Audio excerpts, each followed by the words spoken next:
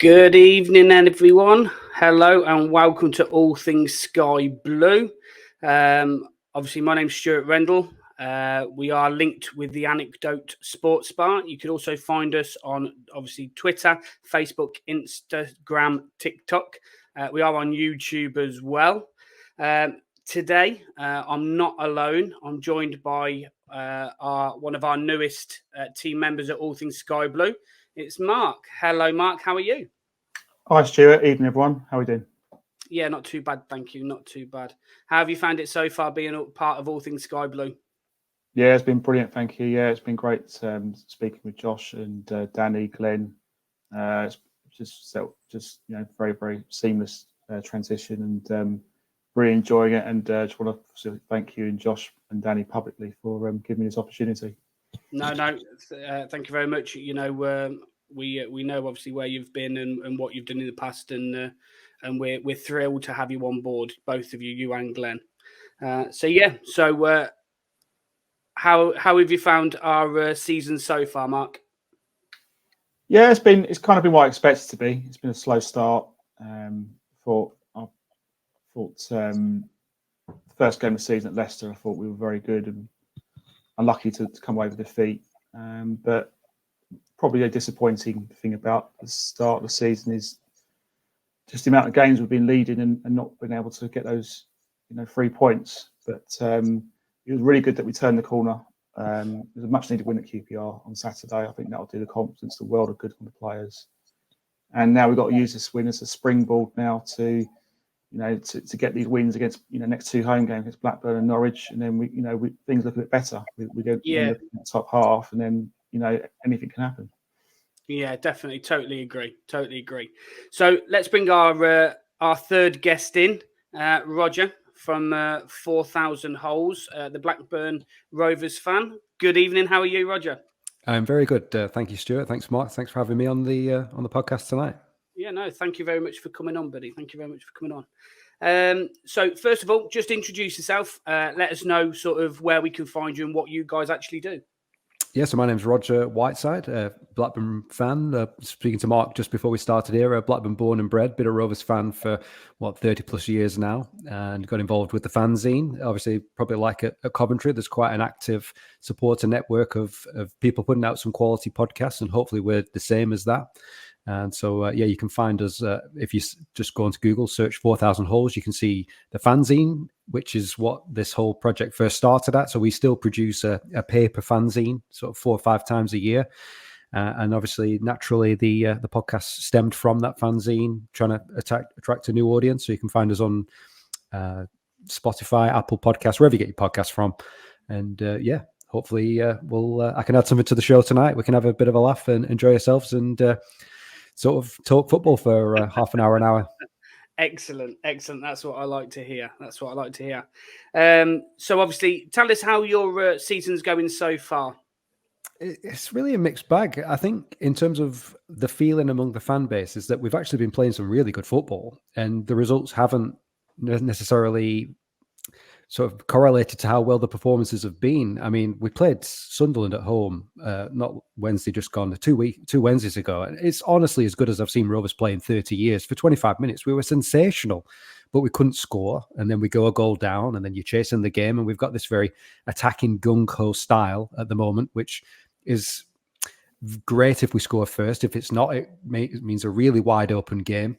Obviously, as you know, being Championship fans and Championship followers, that there's like a cigarette paper between, I'd say, about 15 clubs in this division, and whoever scores first generally goes on to get the points in this division. And of course, we've been giving ourselves mountains to climb. We've turned anthills into mountains sometimes with how we've performed. But looking at the table, it doesn't look good. Looking at the performances, the last 3, we've shipped plenty of goals. I think that's what we're talking. So 11, 15 goals in the last 4 games. We're sort of shipping goals at an alarming rate, but at the same time, we're playing some good football. Do we trust the process? Everyone talks about the process. I'm sure Robin's the same. Don't react to one result. We never get too high. We never get too low. We're somewhere in the middle. So I think Rovers are a standard Championship team, really, which is on the day they can blow anybody away. They can look $1 million. They can be brilliant. On the day they can be absolutely awful. And you just hope you have more good days than bad. And unfortunately, this season we've had sort of more bad days than good thus far. But I think the fan base is pretty happy with where we're at, where we're going. The football, the style of football is brilliant. Hopefully, we turn up tomorrow at the CBS and give a good account of ourselves, and I won't be surprised if we go and win. It won't be surprised if we go and lose. It won't be surprised if it's 6-6. I think there'll be goals. We're generally good both teams to score better, Rovers, at the moment. So I think you'll see goals tomorrow night if you head into the ground. But we are where we are. We're mid-table. Good run could get us in the playoffs. A bad run could get us relegated. We're probably not too dissimilar to yourself in that respect. Yeah. Anything to say, Mark, at the minute? Obviously, we lost Ben Burris and Diaz in the summer. How much of a loss has he been? And also, I was watching Sigurdsson on the Leicester game. I thought he looked really good, as well as Schmodix. Are they sort of two players we need to watch out for tomorrow night? Yeah, I mean, obviously on Ben, Burt and Diaz, I mean, you probably know the story because everyone got to know his story. He was awful for 2 years. I'm not just saying that. He was shocking. He was as bad a signings as we'd ever had.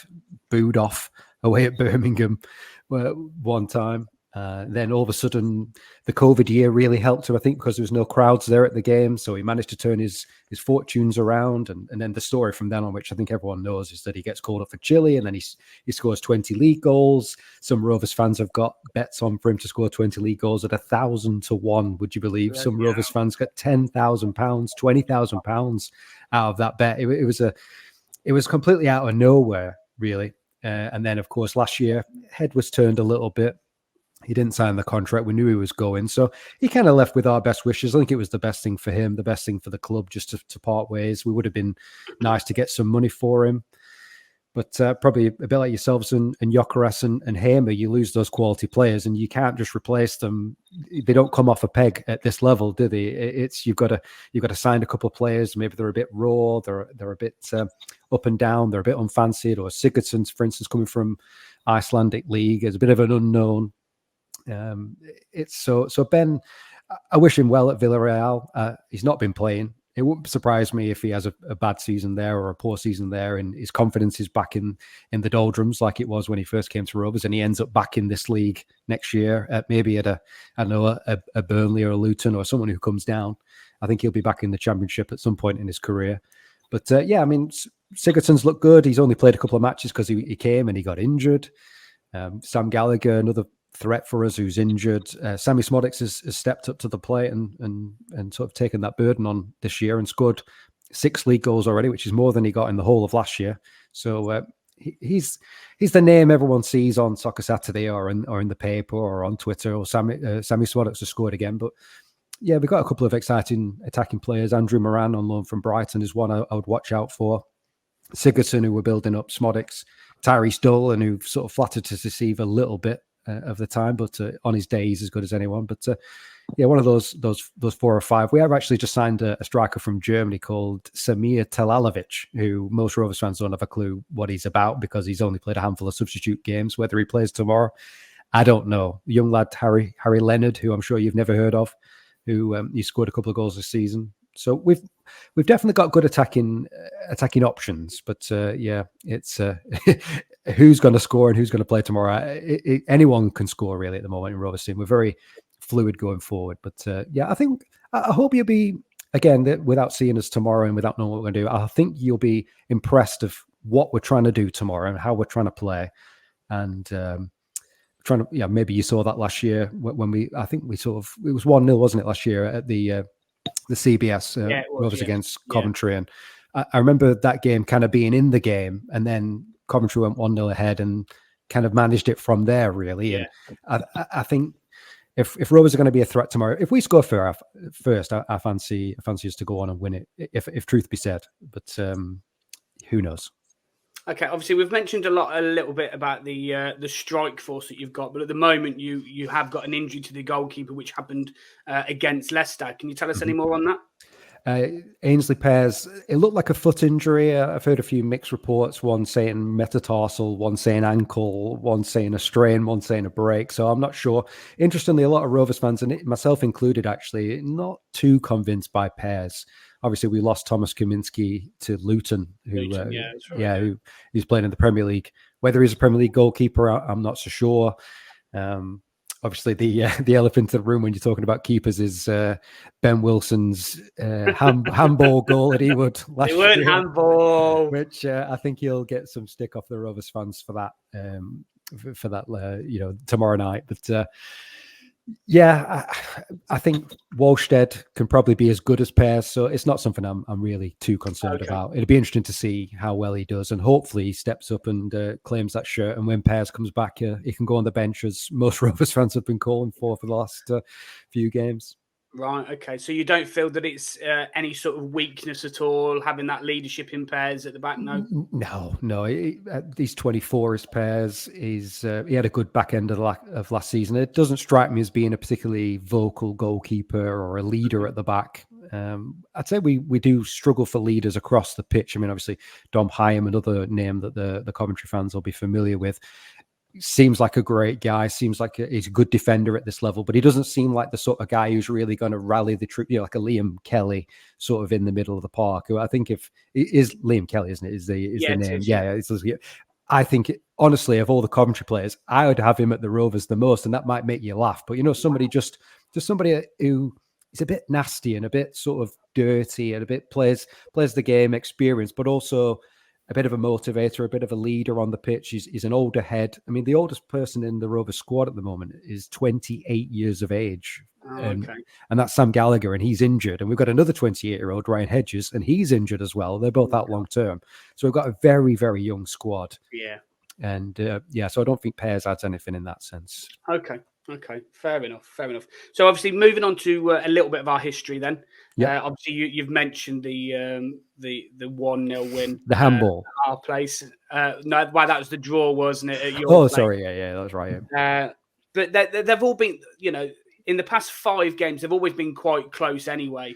We've always, I think, we've drew 4 and Coventry have won 1 at our place. So they've always a very tight game, as you've said. I think, the first goal's important. I think for us, Mark might be able to correct me on this, but when we've scored first, we've generally gone on to win the game.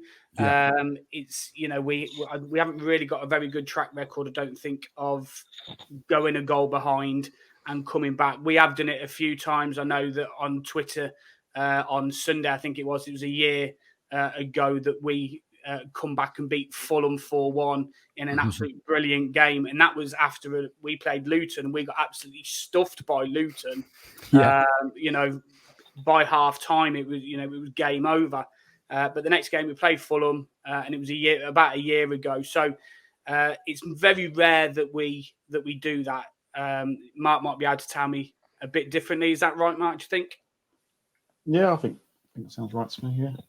I remember a game at Ewood Park where Rovers were 2-0 up at half-time, and Liam Kelly, who I mentioned, he got an equaliser to get it back to 2-2. And I think the biggest compliment I could say from a Rovers fan looking at Coventry is that I consider you a really tough out. I think even if you beat Coventry, you're not really going to steamroll them. They always seem like a team that Rovers have really struggled against. And again, real sort of paper-thin margins between the sides, it seemed, over the last 5 or 6 years whenever we have played each other. I know there was a game during the COVID year where Rovers won 4-0 and Coventry had a man sent off, but I think even Tony Mowbray, who was the Rovers manager at the time, said, obviously another connection between the club there, that he said it wasn't a 4-0, it was a lot tighter than that. And obviously the sending off changes the game, and we look quite good. And that was obviously when you were at St Andrews anyway, so a little bit different the situation now with the new owners and the new feel-good factor around the club.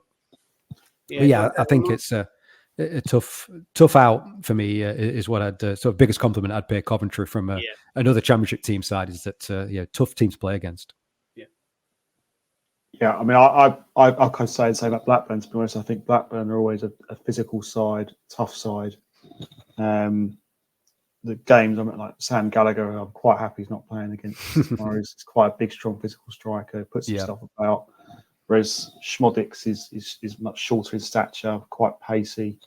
From what I've seen Sigurdsson briefly, he looks quite a pacey kind of left kind of winger. So I think that's something we need to watch out for tomorrow. But I think it's always been close games between ourselves and Blackburn. I think the only time I remember it being, there was that one season at St Andrews, I think Blackburn won 4-0. I think Adam Armstrong, another ex-Coventry, Loney, was playing for Rovers.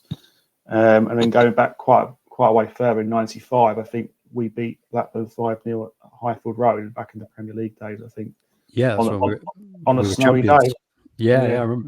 Remember the match of the day footage that with the orange ball coming out in that one, if memory serves with that one. Yeah, but I mean, obviously from me to you, your point of view. I mean, what obviously as an outsider looking at the club, you get to the playoff final, you're so close, you're a whisker away, and then the Championship is such a cruel league, I think, to be in, because then you lose Gyökeres, you lose Hamer, and almost you lose your loanees go back. I mean, I was really impressed with Norton Coffey when he was down at Ewood last year at right back. Maybe he wasn't great, Stuart, with that facial reaction, but for me, he had a good game that day. You know, I felt first 10-15 minutes we could get at him, and then he really sort of grew into the game. There was the McNally, was it, from Burnley, who McNally had a good time for you, and then all of a sudden you lose all them. And interestingly, the year before that, Huddersfield got to the playoff final, lost, and then nearly got relegated the year after because you lose your best players on loan, you lose Toffolo, you lose O'Brien. You know, it's sort of that poison. How have Coventry reacted to the poison chalice almost of losing the playoff final? Almost, it seems better to go out before the playoff final than actually to lose it. I think it's. I mean, as a fan this season, I kind of expect it to be a much tougher season. So I think supporters aren't sort of some you always get fans who think that we should be in the playoffs like last season. But, you know, I mean, me personally, when you lose two quality players in Hamer and Gyökeres, you might have to take a couple of step backs to make a step forwards. And, you know, we've signed a lot of players over the summer, about 10 players roughly. I would say the squad isn't probably where Mark Robins would want it to be. I think there's areas of the squad that needs to be improved. I'd say central midfield as an example. We haven't really replaced Gus Hamer, and that's a big concern. I think Gus Hamer was a bigger loss than Victor Gyökeres, because Hamer did the job. You get back when you win your tackles, he'd score your goals, he'd provide assists, he does the set plays, he did a lot of things, and to replace someone with that, the skills and what he brought to the table for the team was a massive loss. But I think the encouraging thing is that although it's been a slow start for us, we're not losing games. We've only lost 2 games this season. We've drawn 5 games, which is a lot. But I think one thing you can always say about Mark Robbins' side, we're always a resilient team.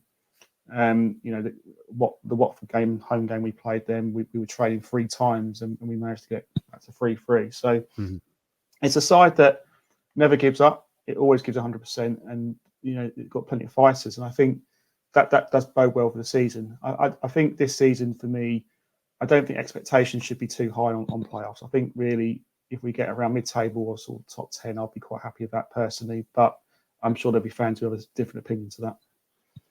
Yeah, mine's slightly different. I've said from even when we lost Vic and when we lost Hamer, with the recruitment that we did at the time, I still think that we're a top 8 side. Whether we can sneak into the playoffs, I'm not so sure, but we're definitely a top 8. I think we'll be there or thereabouts. The issue that I've sort of got a little bit is our performances have been a little bit inconsistent. You know, we played brilliantly against Leicester first game of the season, and you know, the expectations then just went through the roof because we played so well against a former Premier League side, and you know, and then I think we drew the next game or lost the next game. Obviously, we lost it. Sorry, we lost 1 in the cup, 2-1, and then we lost to who did we lose to? Mark, 2-1 in the league. It's gone out of my head. So we lost to Leicester. We lost to Cardiff as well. Cardiff. Yeah, Cardiff 3-2. That was. Yeah. No, who did we lose 2-1 after the League Cup? Oh no, it was 2-1 lost. 2-1 against Leicester, wasn't it? Yeah. Sorry, yeah. There's me. We probably should have won. We should have won, but it's been the performances. Now we haven't really had the performances like last season up until second half of Saturday. Second half Saturday, we were kind of back to what we know and love about Coventry City, really. And the performance was up there. Everyone played really, really well second half.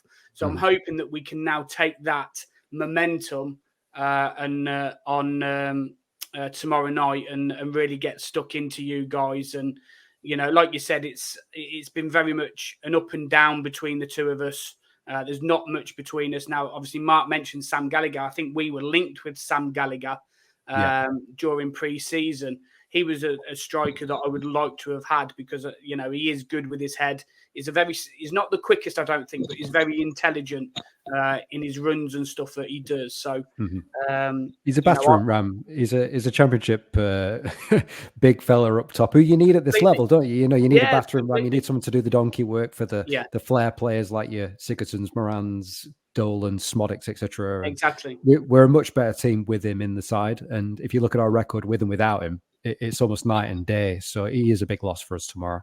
Yeah. Obviously, I am happy that he is out because, like I said, he is an intelligent player and, you know, he's physical. You know, I'm not saying that the guys that we've got at the moment at the back aren't that physical, but, you know, we lost Doyle, who was a big presence, and McNally that was a rock for us as well. And obviously, you've got Fads at the back there anyway, which gives the link to everything. But they're like, look, they are a new squad, they are a new team, and they are still gelling at the back. It's just taking a little bit longer, really.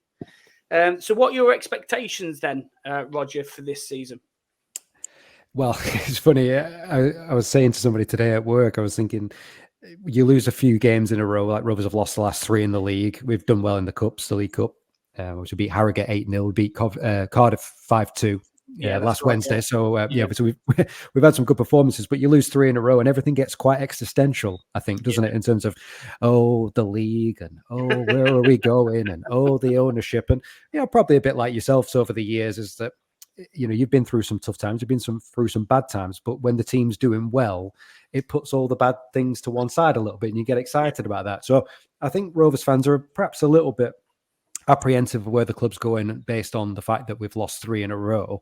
But I think if you'd asked anybody at the start of the season, we've had the budget slashed. Obviously, we lost Diaz, we lost Bradley Dack, we lost Daniel Ayala, sort of 3 big personalities from the changing room, a lot of experience. Whether or not we should have kept any of them or not is another debate. I personally don't think we really should have kept any of them, but you're losing probably 300 or 400 games for the club's experience right away there. Yeah. Thomason, who did a brilliant job and has been, I think, our best manager for the last 10 years, certainly up there with Mowbray in terms of legacy, what he's going to leave, I think, at Ewood Park. That I think most fans will be happy with a bit of a cup run, a bit of a sniff of the playoffs. And if we're there or thereabouts, like you said, top 8, top 10 by the end of the season, I think that would be a brilliantly successful season for Blackburn Rovers, considering Leicester. I mean, we played Leicester at the weekend and it was laughable, their starting lineup and their bench compared to what we had. I mean, I put together some stats just for our message boards that we're on. £102 million worth of talent they had in the starting lineup, and about £70 million worth of talent on the bench. I was listening to a commentator who was saying about Daniel Everson, who was in the Premier League for Leicester, their goalkeeper last year. He can't get even on the bench as their 3rd or 4th choice goalkeeper. You know, the embarrassment of riches that they have. Leeds, Southampton, these teams that have come down, they're massive football clubs. Not only that, but they've got the parachute payments in years and years and years of those parachute payments. That obviously last year you sneaked in like we were going to sneak in, or Sunderland sneaked in perhaps at the tail end, because your Watfords, your West Broms of the world struggled, didn't they? Now Burnley ran away with it. Obviously, I'm a Blackburn fan, so we're a bit biased against Burnley, but I wouldn't put Burnley in that all-time great championship sides last year. I think Burnley were very efficient in a poor championship last year, whereas I think this year, I think Leicester really impressed me on Saturday. And I think it was a bit of a reality check, perhaps, for a lot of Rovers fans thinking, well, hang on a minute. This is the level. This is where we want to be if we want to get there, and almost how far away we are. And it was almost a little bit frightening to realize that we're a million miles off the Premier League. We're a million miles off where we used to be 10, 15 years ago before Venky's took us over, and obviously the inevitable Steve Keane decline, which I'm sure everyone who follows football knows about. So personally, for me, I mean, I can only speak on behalf of myself, not the wider fan group, really. I think a mid-table finish, a bit of a cup run. We've got Chelsea in the 4th round of the League Cup. So away trip to Stamford Bridge for the fans on the 1st of November. If we go and give a bit of account of ourselves, obviously we got to a cup quarter-final last year, had a great away day at Leicester, and then quarter-final away at Bramall Lane against Sheffield United, which we probably should have got more out of, but that's another story. But I'd be happy with that. And it might sound negative, it really might, but for me, the gulf, again, going back to my initial word, this existentialism that I think Rovers fans have got at the moment, we're a million miles off where we need to be. We're a million miles and £100 million off being average in the Championship almost, or competitive in the Championship. And we're probably £400 million off being average in the Premier League. I mean, Forest, the sort of East Midlands neighbours there, they've spent they've got 20, 30 players last year, 20 players this year. Yeah. If Coventry had gone up as Luton have, I mean, they're finding it so tough up there, aren't they? It really is asking like a wider question on what football is going to be in the next 5-10 years almost for clubs like Coventry, for clubs like Blackburn Rovers, for clubs like I don't know, Preston, no offend, or even Stoke City, these clubs that are entrenched in this Championship sort of malaise. And I don't know, who knows, maybe this is as good as it gets. Wow, you never know. Hopefully, at least one of us will get up there sometime soon. Yeah, well, Luton showed, didn't they? Luton showed that you can do it. But I think Luton are the exception, not the rule. Yeah, but it takes, if you look at the Brentford model, for instance, they sell Watkins, they got Tony, and then they end up going up. We've got rid of, the 2 best Championship players that were in the league last season in Vic and Hamer. And we've put that money back into the squad. We have spent some money. I think, outside the parachute payments, I think we're one of the top ones or top 3 at least in terms of spending.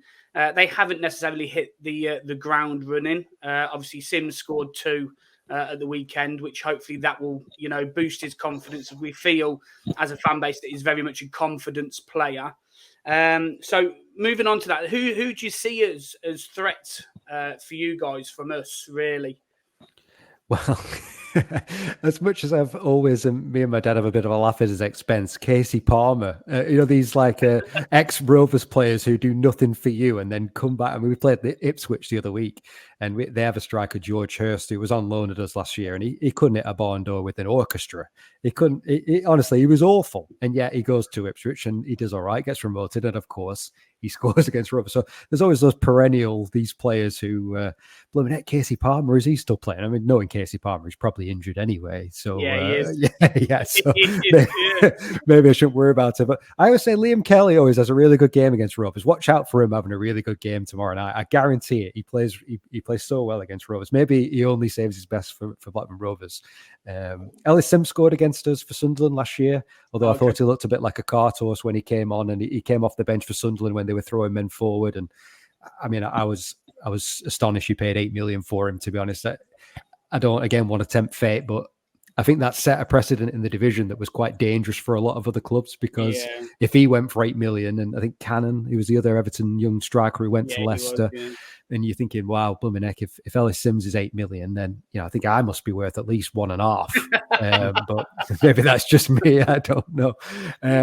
But yeah, I suppose, Sims. I really used to like Callum O'Hare. I'm glad that he's on his way back. I think he's a brilliant player at this level. He always really impressed me when we played Coventry, and obviously the 2 big names that you mentioned. Although I always felt we kept Gyökeres quite quiet when Rovers played against Coventry. But Hamer, his set pieces and his talent was brilliant. But I think, look out for Liam Kelly. I know Coventry fans listen to this might go, what's this Rovers fan coming on here? There's absolutely nothing. That cart horse in midfield. Liam Kelly, he always has a good game against Rovers. So I'd say him, I'd say Sims. And then, of course, some of the new players who I was obviously doing a bit of research, because as I'm sure some Coventry fans are still getting familiar with some of the players that you've signed in the last, we said 10 signings in over the summer. I saw that Eccles, he usually does quite well. He scored at the weekend, didn't he? So I must admit, I think Coventry are one of those teams that rather than having 1 or 2 players that really stand out and think, wow, they're a threat, I think it's the cohesive unit that Mott Robbins instills. And I think Coventry are really like better than the sum of their parts, if that makes sense, in terms of Coventry as a team. They're well drilled, they're tough to beat, they don't roll over. You're going to get a really tough game. So I think really Rovers fans should probably be concerned about everybody. But yeah, definitely look out for Liam Kelly. I'll bet you if Coventry win tomorrow night and Liam Kelly is man of the match, you will be laughing like under your breath, because I'll bookmark this comment now. That Rodger, he knows what he's talking about. He will have a good game tomorrow night, guarantee. Right, we've heard it here first, Mark. You're listening. Yeah. I think we should put it on our sort of preview snippet. On our, I'll live and die by that comment. I'll live and die by that comment when he gets a 9 out of 10 tomorrow night. When he's winding up Lewis Travis tomorrow night. Yeah. Can't wait. So we'll move on to the predictions then. So what is your score for prediction for tomorrow? I think I'm going to sort of be a bit of political with this answer and sort of answer it with two answers. Sort of, if Rovers score first, I think we'll go on and win. I think it'll be 3-1 perhaps to Rovers. Okay. I think if Coventry score first, we'll go chasing it and it'll be 3-1 to Coventry. So I really do feel as though the first goal tomorrow night is absolutely huge. I think whoever gets the first goal wins it. That's my prediction. Kelly, yeah, and who knows? Maybe if our goalkeeper's allowed to punch one in at the end, then maybe. I'm being very flippant. Although I must admit that game really was where I kind of felt both our seasons last year went in different directions, because Coventry brought a load. I was speaking to BBC CWR just before the game, and there was on about a fan who'd paid for some coaches for the fans to come up, so it's free coach travel to a park. You brought probably 5,000 or 6,000 to a Tuesday night match. And of course, Rovers were 1-0 up going into injury time, and then there would have been a 6-point gap between us, and then obviously got it back to 1-1. Probably over the balance was a fair result, but obviously at the time it doesn't. And then Rovers went to Preston and drew 1-1, and then Coventry sort of went on that run where you won a few games at the CBS, and obviously then carried that form into the playoffs. So it'll be an interesting game. I think it'll be a good game for the neutral. I think it'll be everything the Championship's all about tomorrow night. If people are flicking around on the red buttons looking for a match, I think Coventry Blackburn should be one they tune in for. Excellent. Mark, what's your prediction for tomorrow? I said on the last Twitter space, I think I went 2-1, and I'm going to try and stick to that. I'm usually quite negative and go for a draw, but I think we're buoyed by the fact that we got a good win against QPR, and hopefully I'm backing us to win purely because we played well second half, and I think we can take that into the next game. Rovers are a decent side, but every game in the Championship is a tough game. But I think we can win tomorrow. If we can, I think we can win. So I'm going 2-1. Okay, 2-1. Again, a little bit like you, Rodger. Really, I'm in two minds, really, but unfortunately not in your favour. Right, okay. Well, it could be. To be fair, if we don't show up, and we play like we have done for the past maybe 2 or 3 games, then I think we'll get a draw out of it potentially. You might sneak a win. If we're not on it, I'm not dismissing you guys at all, because it is going to be a really, really tough game. But if we show up, I think we'll overpower you. And I think again, I think we'll score first, and then I think we will go on to maybe have a 2-1, 3-1, like you said, victory. But if we don't show up, and we have done it, and we don't show up that well, then you might turn us over. Like I said, we've drew a lot of games, so even when we're not playing very well, we do tend to get a point out of it. It's just frustrating because we know that we haven't played that well, and we could have gone on and won really. But yeah, I think if we show up and we played to where we did second half against QPR, I think we might have a little bit too much for you guys. And we'll go on to win. So I'm going to say a 1-0. I'm not going to say that there's going to be loads of goals, because there might not be. But we do need a clean sheet. That would be nice, because we haven't had one in a while. I'm going to go for a 1-0 win. So that's my prediction. Anything else, Mark, before I go on to the last little bit? No, nothing from me, no. Happy? Okay. So at the end of the programs, when we have an opponent come on, I do a little bit of a word association. Yep. So I'll just say a word or a couple of words, and I just want a 1 word or a 2 worded answer. All right. Okay. Yeah. No problem. So, first one, Ewood Park.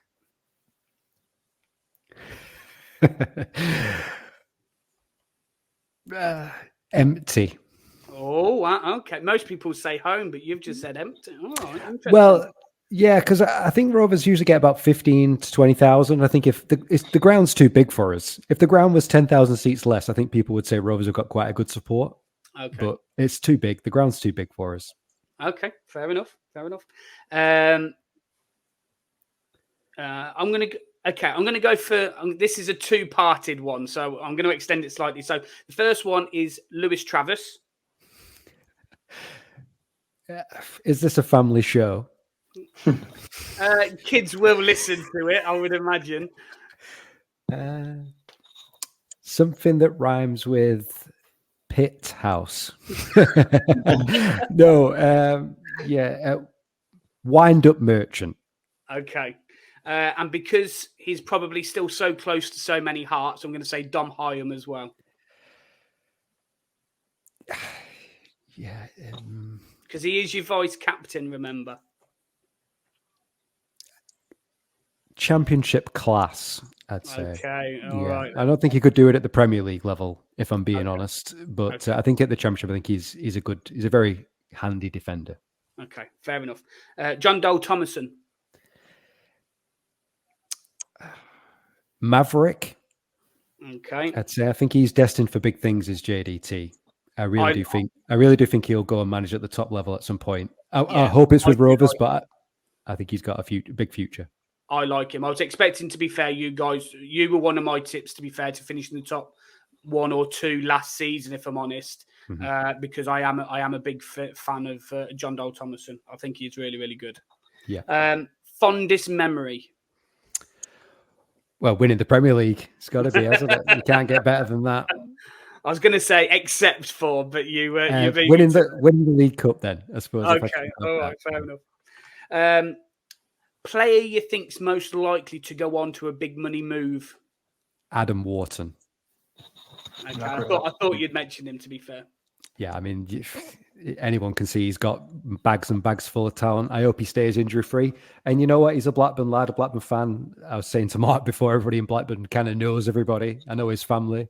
I used to play cricket with them. Lovely family, lovely lad. I hope for his sake and for the sake of Rovers and Blackburn as an area, I hope he goes to the very top. And I think he can go very far if he keeps ahead, keeps injury free. I think he's got a massive future. Well, when we go up next year, we'll sign him for you. Yeah, well, maybe. Okay, so thank you very much for coming on, Rodger. No much problem. Appreciated. If you can just tell us before you go once again where we can find you and what you guys do. Yes, you can find us anywhere where you can type in 4,000 Holes on a search. I think we're on Twitter at Rovers Fanzine. Also, I said we're on Spotify, Apple Podcasts, wherever you get your podcasts from. We don't have a YouTube channel as yet, so maybe I can convince Ian, who I know Mark knows Ian pretty well. He's our head honcho usually. I think he's incapacitated tonight, so you've got me as a sort of understudy, sort of Leo Wolstead to his Ainsley Pears, if you will, tonight. But hopefully you've enjoyed having me. And yeah, I mean, like I said, the one thing I just want people to take away from it is that I think Coventry, for me, speaking as a football fan now, irrespective of the game, it's so great to see Coventry on the right track with good ownership back at the CBS after, I mean, let's face it, I mean, no football fan deserves to go through what Coventry have been through with playing in Northampton and Birmingham and the farce of the stadium and everything for years. And we were talking before we came on about when we used to play each other in the Premier League and those heady days of the late 90s. And I'd much rather see a Premier League full of Coventrys and Blackburns and Boltons and Wigans than I would necessarily Brighton, Bournemouth, and the sort of nouveau riche sort of clubs, as I call them, the southern clubs, perhaps a bit northern coming out. But I just feel as though like Coventry's one of those like northern cities, but in the Midlands, if you will. You know, very sort of similar values to the north in that sense. So yeah, after tomorrow, I wish you all the best. And I look forward to what I think should be a good game. I don't think tomorrow's going to define either of our seasons. I think we can both go on a run as as you proved last year, coming from nowhere, really coming up on the rails. So hopefully a good game, hopefully entertaining for anybody who's going. And I hope to speak to you maybe later on in the season before the fixture at Ewood. Yep, definitely. Happy to oblige and come on for that one, matey. Thank you very much again. Anything to say, Mark? No, I agree with what Roger said. I think this game won't necessarily define each other's seasons. I expect both teams to be, I think, possibly even similar positions finishing wise in the season. I think there's probably not much in it. And I think the games, certainly from last season, proved we won 1-0 and it was 1-1 at Ewood Park with a fantastic goal from Bev Wilson. And, so... There will be a lot of shoot. Yeah. Well, even more so, but we're training one in the 90th minute. There always is, to be fair. As soon as he gets the ball, there's always everyone's just saying shoot. But tomorrow night, as soon as he gets the ball, it's going to be on there. Listen, it's what it's all about. If you can't laugh at yourself, then you're in the wrong sport, aren't you? So, definitely. Right. Thank you very much, both of you, for coming on. No, very much appreciated. And again, like Mark's just said, good luck to you for the rest of the season, apart from tomorrow night. Thanks. All right. Thanks, Mark. Thanks, Stuart. Yeah. Cheers, Roger. Cheers. Thanks, guys. Cheers. Thank you. Bye.